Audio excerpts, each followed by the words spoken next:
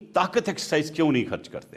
ملک صاحب، میں اب ایک اور جانب آپ کو لے کر جا رہا ہوں. آپ ہوں تو محترمہ بے نظیر بھٹو شہید کا جو مقدمہ قتل ہے اس پر ضرور بات آ جاتی ہے.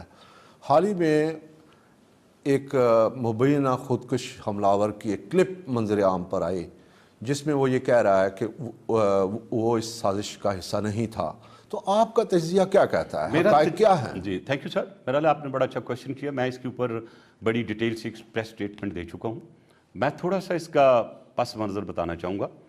جب یہ انویسٹیگیشنز ہو رہی تھیں اور J I T by F I A headed by a grade 21 officer inspector general police, اور اس کے ساتھ سارے وہ افسر تھے جن کی کریڈیبلٹی کویسچنیبل نہیں ہے.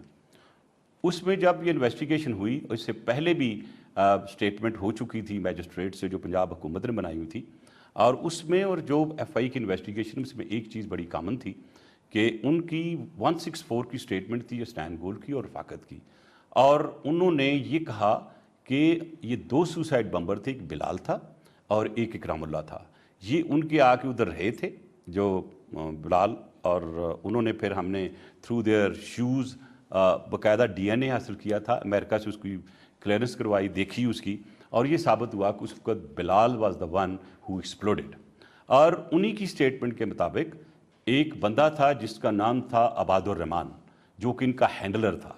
وہ ان کو لے کے آیا تھا، اور ان کے ساتھ نصرہ گل تھا، بہت سے لوگ تھے. ڈیٹیل آپ کہیں تو میں جانے سے پہلے آپ کو چلان کی کاپی دے دوں گا.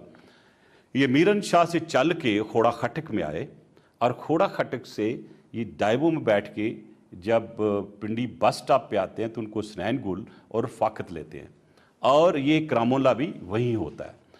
اور اکرام اللہ واز دی سیکنڈ سوسائڈ بمبر. یہ سٹیٹمنٹ آن ریکارڈ ہے، اور یہ 164 کی سٹیٹمنٹ ہے، کوئی فیبریکیٹڈ نہیں ہے. اس نے گیٹ نمبر 2 جو تھا وہاں پھٹنا تھا. تو جب یہ سیکنڈ بم کا دھماکہ نہیں ہوا تو رفاقت اور حسنین یہ کہتے ہیں کہ ہم گئے کہ ہمیں نظر آ جائے، اس لیے تو پھٹا ہی نہیں ہے. اور طے بھی یہ ہوا تھا کہ کیس کچھ